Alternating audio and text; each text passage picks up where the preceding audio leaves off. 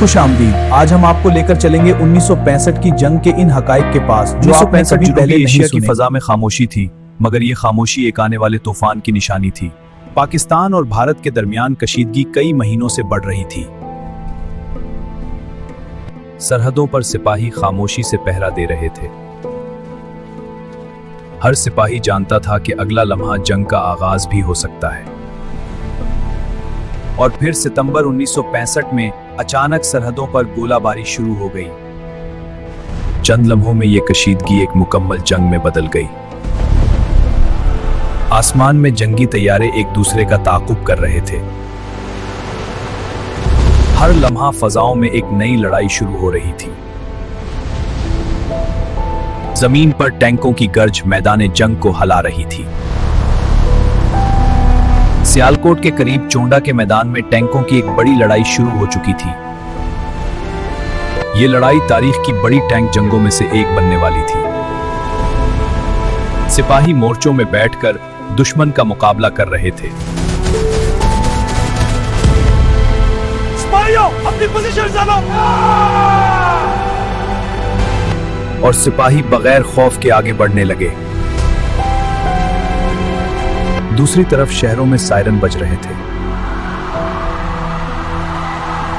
लोग अपने खानदानों के साथ पनाहगाहों में छुप रहे थे।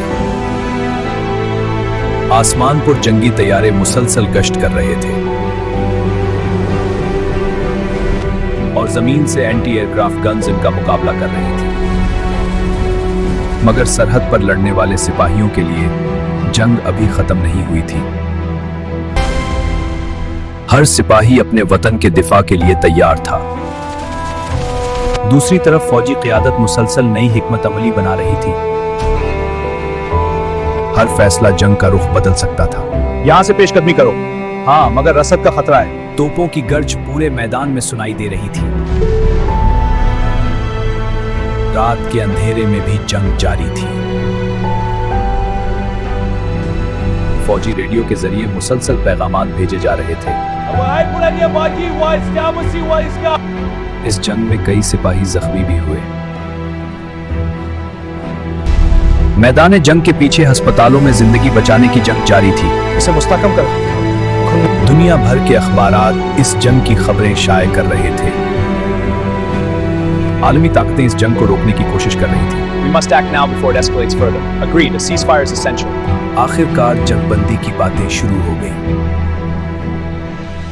सितंबर 1965 के आखिर में दोनों तरफ से जंगबंदी का ऐलान किया गया। ये जंग अपनी शिद्दत के बावजूद खत्म हो गई। मैदान जंग खाली और वीरान था। टैंक, तोपें और गाड़ियां तबाह हो चुकी थीं। इस जंग में हजारों जवान अपनी जानें दे गए, लेकिन हर एक ने अपने वतन के लिए कुर्बानी दी।